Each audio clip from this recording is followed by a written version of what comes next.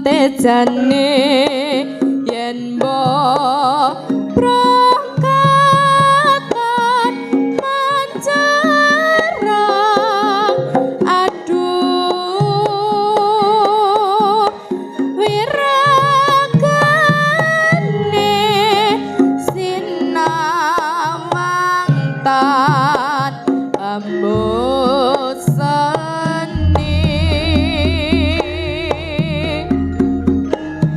yen basangot wimbo patut nyoto jatmi kobrak hati aduh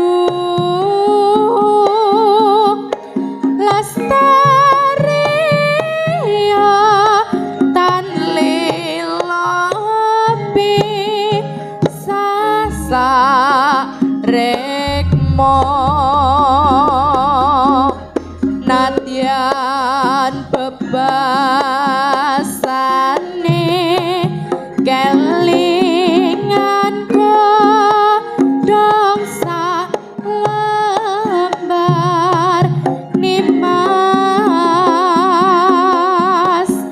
kaya was kacatan. Assalamualaikum warahmatullahi wabarakatuh sobat. Berjumpa lagi bersama Ca Ponorogo. Semoga kita semua masih dalam keadaan sehat walafiat, Allahumma amin. Buat sobat-sobatku, seperti biasa masih bersama Ca Ponorogo, yaitu review tentang rewang hajatan mantu. Tapi kali ini saya berada di Kampung Kroyo, Kecamatan Badekan, Kabupaten Ponorogo, Jawa Timur. Di sini saya mengawali dari depan sobat ya. Saya menyaksikan di sini yang rewang lagi ada yang pasang dekor, tapi juga ada yang menerima tamu. Karena di sini suasananya yaitu suatu hidangan, yaitu semi prasmanan, sehingga para tamu undangan seperti biasa sobat ya, yaitu mengambil makanan sendiri. Dan tentunya nanti akan juga mencari tempat duduk masing-masing. Di sini saya lihat para ibu-ibu banyak sekali yang menghadiri hajatan tersebut sobat ya. Istilahnya kalau di desa itu ya becek lah istilahnya, atau bu hajatan umumnya. Tapi kali ini sobat ya, saya tidak cuma review di depan, sekaligus nanti saya akan masuk ke dapur hajatan untuk melihat bagaimana suasana kondisi di tempat dapur hajatan. Soalnya rewang di dapur hajatan itu adalah salah satu kearifan lokal yang tentunya sangat ramai sekali sobat ya, tentang kesibukan para rewang yang berada di dapur hajatan. Saat ini cuacanya lagi terang sobat ya, karena ini memang suasananya pada waktu siang hari, sehingga di sini terlihat tampak cerah. Untuk di depan sobat ya, ini ada beberapa menu makanan yang dihidangkan, yaitu ada soto, juga ada gulai. Biasanya dari tempat bapak-bapak juga ibu-ibu itu ada 2 porsi, yaitu gulai sama soto. Dan di sini tempat laki-laki sobat ya. Oke sobat ya, bagaimana keseruan suasana hajatan juga rewang hajatan di Kampung Kroyo ini? Yuk simak videonya sampai selesai. Natian bebasane kelingan godhong salembar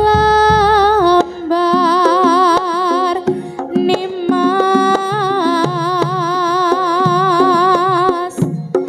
kaya was kencatan rasa sengsem ing atiku.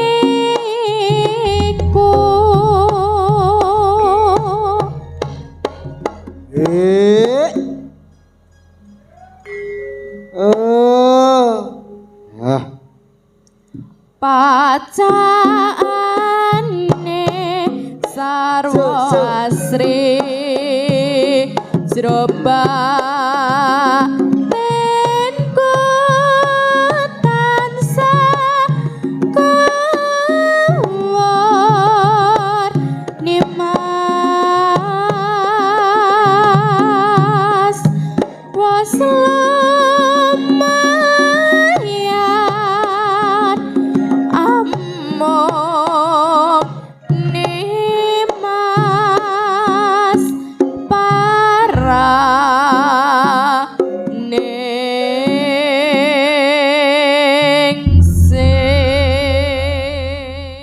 Kadang-kadang Sri Kandi kegandengan sampun sautawis ageng kawula semene saperlu nderekaken para bapak ibu kaum muslimin muslimat. Kenya sami anindakaken jejiban salat zuhur sampun paripurna.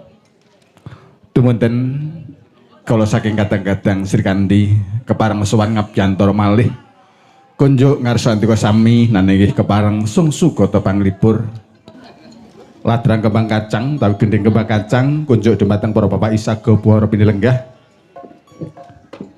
Mugia ing mangke dados panglipur kalanipun para bapak ibu sagung para pinilenggah. Sesarengan inggih paring donga pangestu dumateng panjenengan Bapak Paedi sekalian. Dumunten pareng badhe kula aturaken ngelipun nggih kembang kacang kunjuk dumateng para bapak ibu sagung para pinilenggah.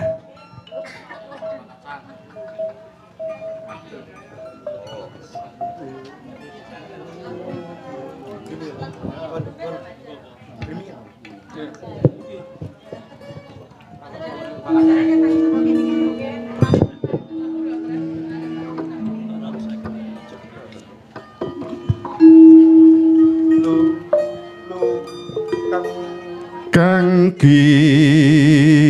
nita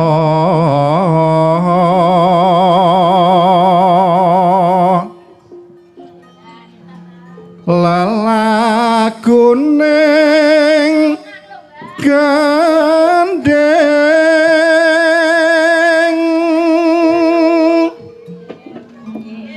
kembang kacang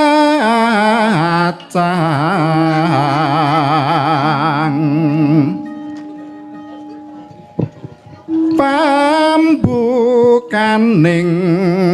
sekar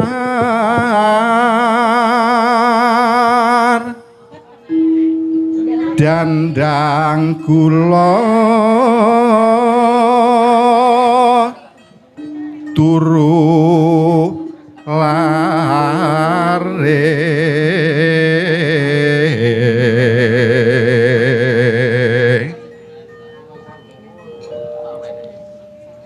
pinarong ing swara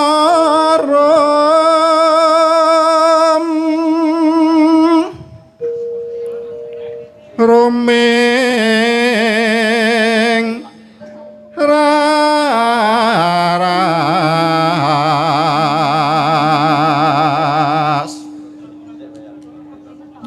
hamilang ngoni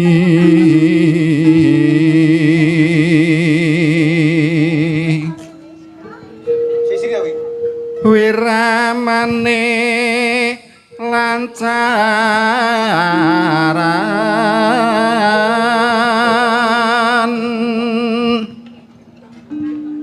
mungkin arya gecul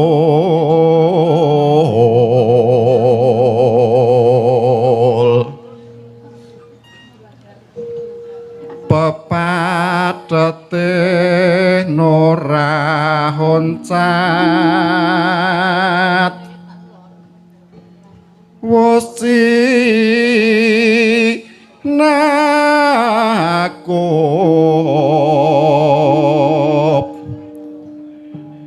cakepane nora cicir ger angger sekatacang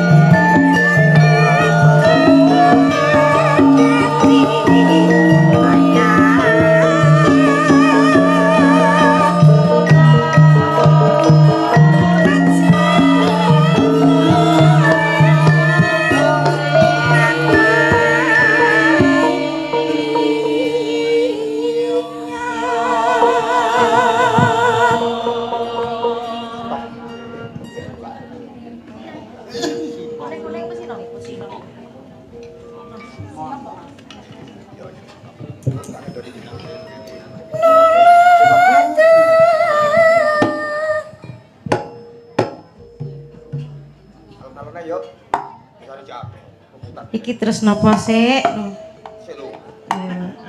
Lah dandan kendang ya ora kok ngomah.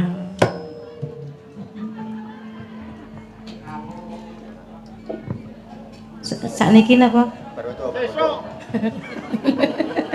Kula kira tau menderek lho, nderek pisan kok diuber. Ora tau roh nggon-nggonane.